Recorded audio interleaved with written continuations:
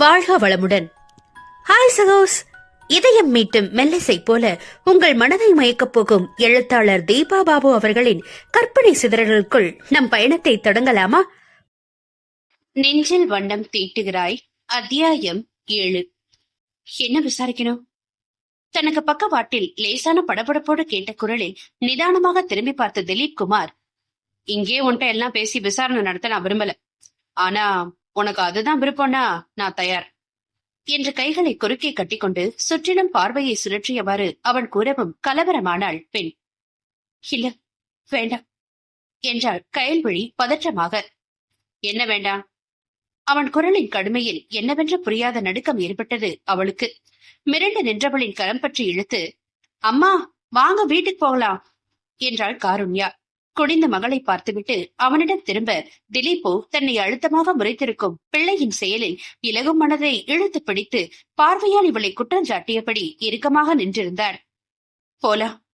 கயலின் மெல்லிய காற்றாகி போன குரலில் அவன் தனது இருசக்கர வாகனத்திடம் செல்ல இவளும் தனது வண்டியிடம் சென்றாள்.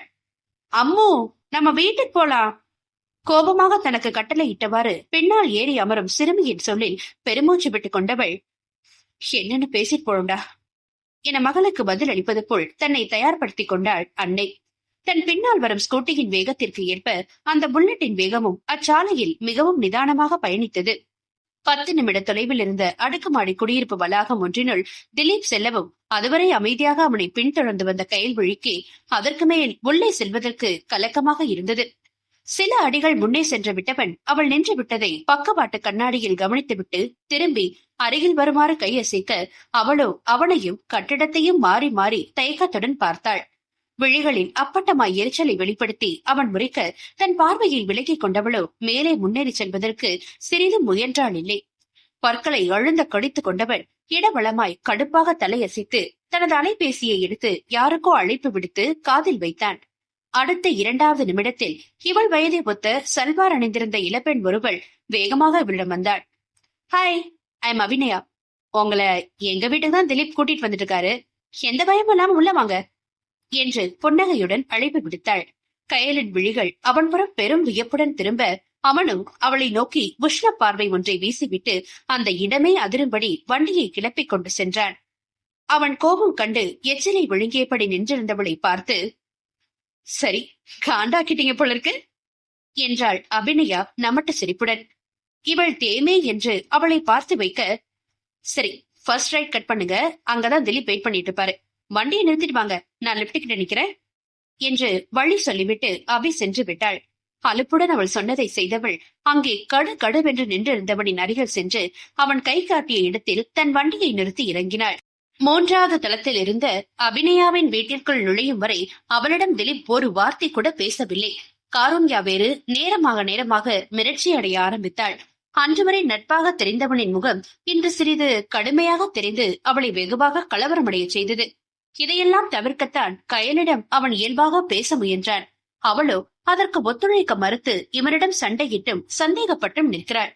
அலுவலக அறை போல் தோற்றமளித்த ஒரு அறைக்குள் நேராக சென்ற திலீப் அங்குள்ள மின் விசிறியை சுழல விட்டுவிட்டு தன் சிகையை அழுத்த கோதியபடி நாற்காலி ஒன்றில் ஓய்ந்து போய் அமர்ந்து விட்டான்.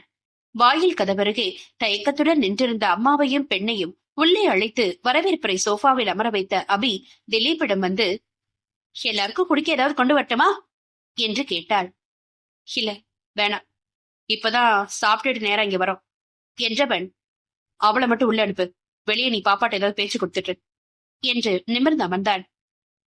சரி என்று வெளியேறிய அபிநயா கயலிடம் திலீப் சொன்னதை சொல்ல அவளோ நொடியும் தாமதமின்றி அவன் சொல்ல ஏற்க மறுத்தாள். இல்ல, காரு என் கூடவே இருக்கட்டும், அவர் என்ன கேட்கணுமோ அதை மட்டும் கேட்க சொல்லுங்க, நாங்க வீட்டுக்கு கிளம்பணும், நேரம் ஆகுது.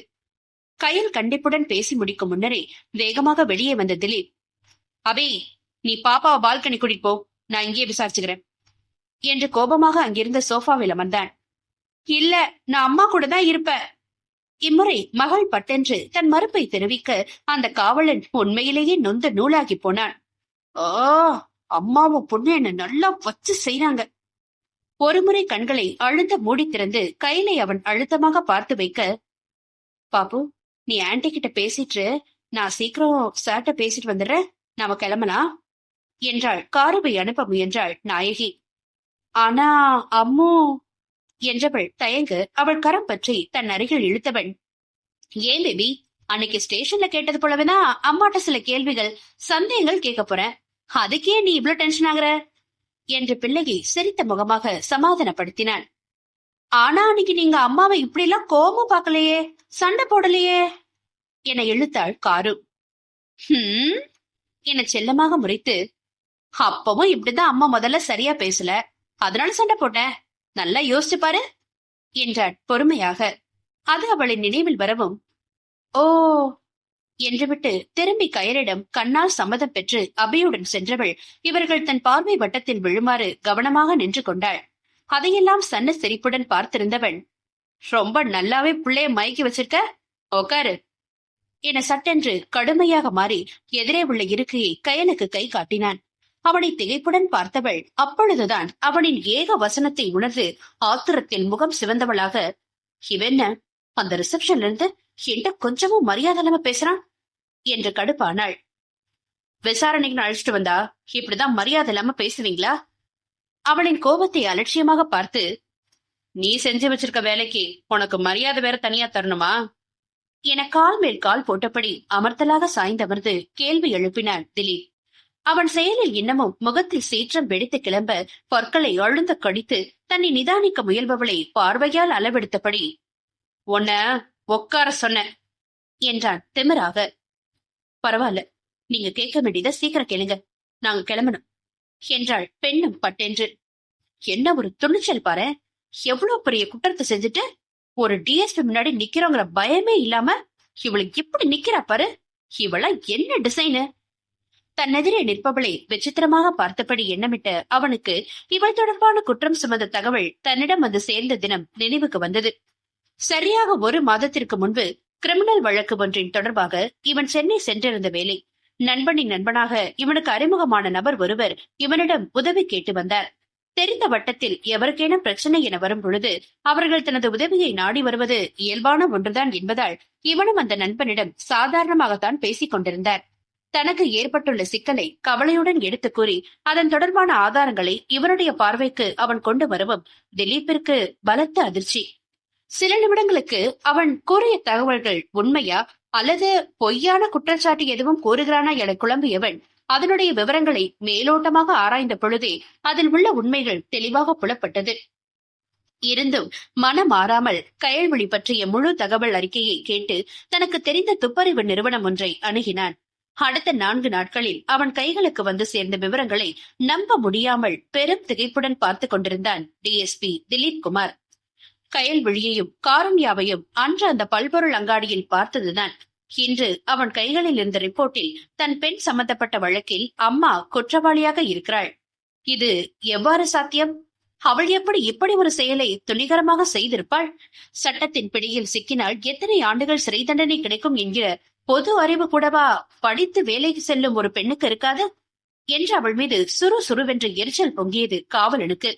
இதை எப்படி சரி செய்வது என்கிற கவலையில் நெற்றியை தேய்த்துவிட்டுக் கொண்டவன் அடுத்து தனக்குள் நடத்திய ஆலோசனையின் முடிவில் ஒரு தீர்மானத்திற்கு வந்திருந்தான். அதன் எதிரொலியாக தான் கடந்த சில வாரங்களாக அம்மாவையும் பெண்ணையும் பின்தொடர்ந்து வருகிறான் நம் நாயகன். நட்புகள் எல்லாரும் நம்ம சேனலை மறக்காம சப்ஸ்கிரைப் பண்ணுங்க, கதையை கேளுங்க, லைக் பண்ணுங்க, கமெண்ட் பண்ணுங்க, பிடிச்சவங்க ஷேர் பண்ணுங்க. நன்றி.